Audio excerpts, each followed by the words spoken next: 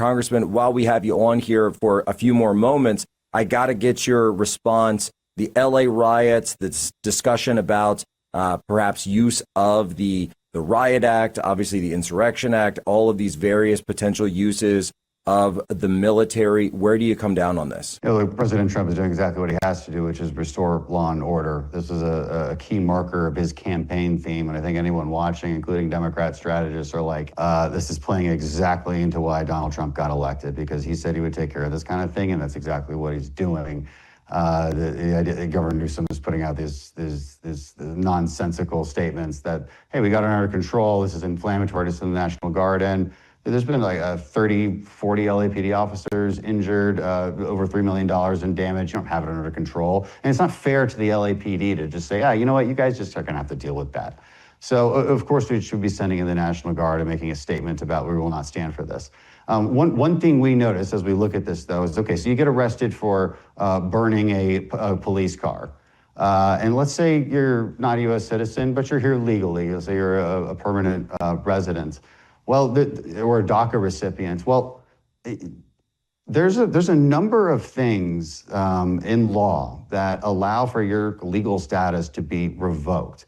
But among those is not necessarily engaging in a riot, harming a police officer, burning a cop car during a state of national emergency. So I just introduced the Riot Act with a bunch of co-sponsors, which fixes that loophole. We should be able to, look, because everybody's imagining that person running around burning things and carrying the Mexican flag. I don't know if that person's an illegal or legal or what they are, but if they are here on some kind of legal status but not a U.S. citizen, that should be factored in. The fact that they're rioting and doing what they're doing should be factored into whether or not they get to keep their status here legally. Wait, Congressman. I just want to make sure that we're hearing you clearly here. You're saying that as it is currently written in law, these types of activities could not cause someone or not meet the threshold for losing their ability to stay legally in the United States. Is that what you're saying? Yeah, that's what I'm saying. I mean, they go to jail. Like, they go to jail just like anybody else. They'd serve time.